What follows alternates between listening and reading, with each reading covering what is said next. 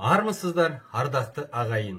АК-79 менің жерімнің тарихы атты қазақ тілінде каналыма қош келдіңіздер.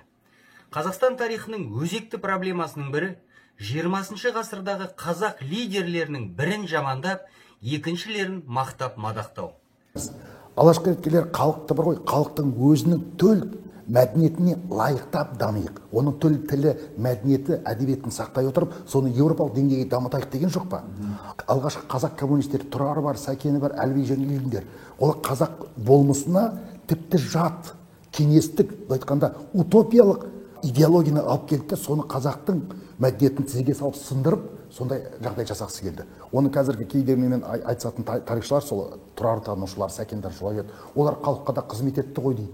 Айналайын, егер сен ол халықтың мәдениетін сындырып, көзінше сындырып отырсаң, тілін бұзып отырсаң, сен ол халыққа қалай қызмет ет? Бірте-бірте бұл мәселе тарихи ғана емес, саяси проблемаға да айналып бара жатқанын аңғаруға болады.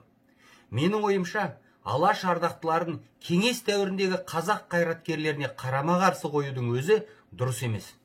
Өйткені Жангелдин, Сейфуллин және Рысқұлов сияқты қазақ коммунистері қатыгез және мейірімсіз кеңес өкіметі мен Ленин-Сталин коммунистік партиясының қолында тек қана құрал болды. Большевиктердің көсемдері біреудің көмегінсіз алаштың танымал қайраткерлерін жеңе алмайтын уақытында түсініп, Рим империясы кезінен бері белгілі болған бөліп алда басқар принципін кеңінен қолданды. Сондықтан Ленин мен Сталин алаш көсемдерін алдау үшін келіс сөздер жүргізіп 1918 жылы алаш партиясын өз жағына өткізіп, тіпті Байтұрсынов сияқты алаш лидерлерін кеңес органдарына жұмысқа далады. Осыдан кейін Сталин мен Ленин алаш көсемдерінің қазақтар арасында үлкен беделге ие болып келе жатқанын айқын түсініп, қазақ элитасын бөлу принципіне көшті.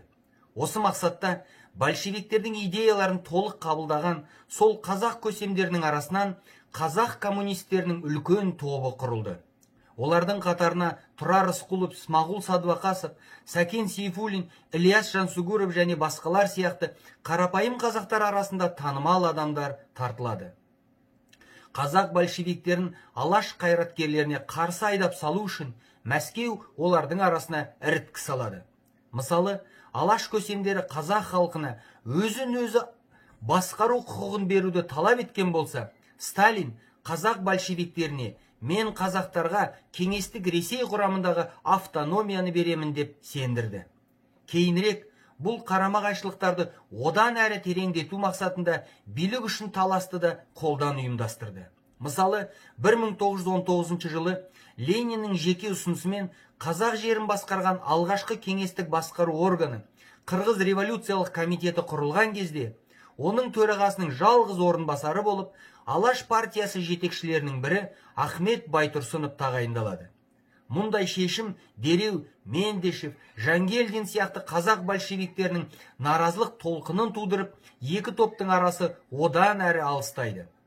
Міне осылай, Мәскеудің сайқал саясатының арқасында алаш көсемдері мен қазақ большевиктері бір-бірімен қырпшақ болды.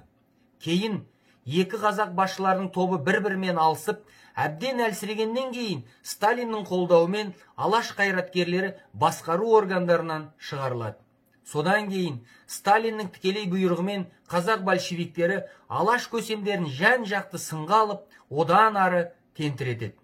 Ал 1920 жылдардың екінші жартысынан бастап алаш қайраткерлері физикалық түрде жойыла бастайды.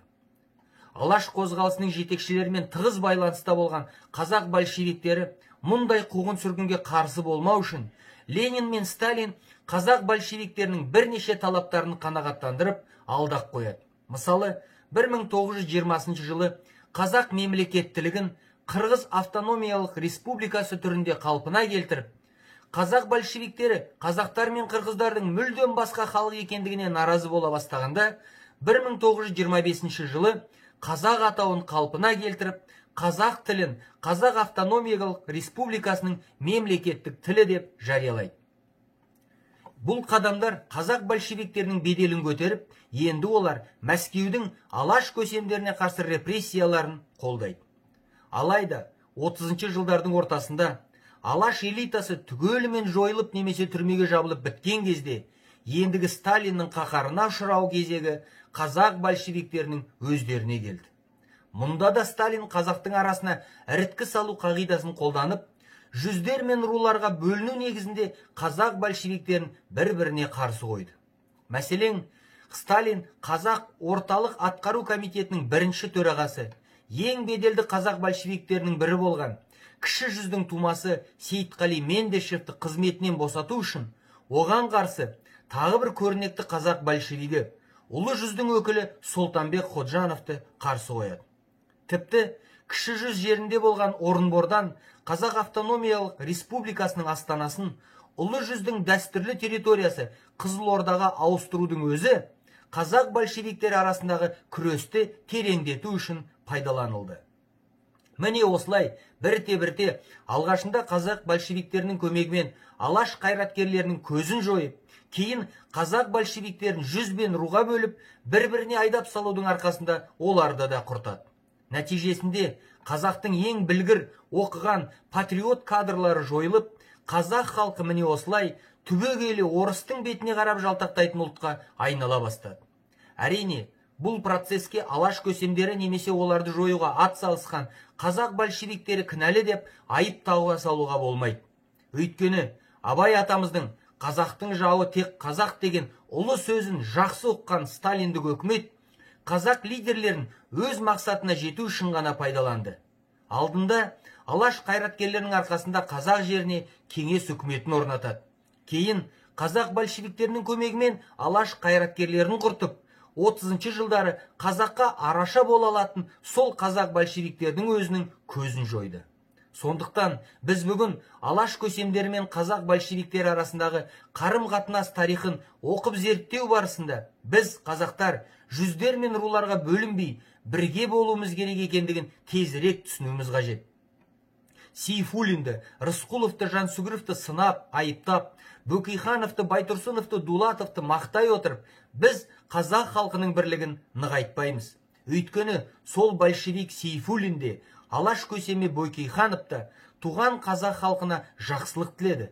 Бірақ бұл жақсылыққа әртүрлі жолдарды таңдап, сол жол бойында Мәскеудің алдауына түсіп, бір-бірін жойды.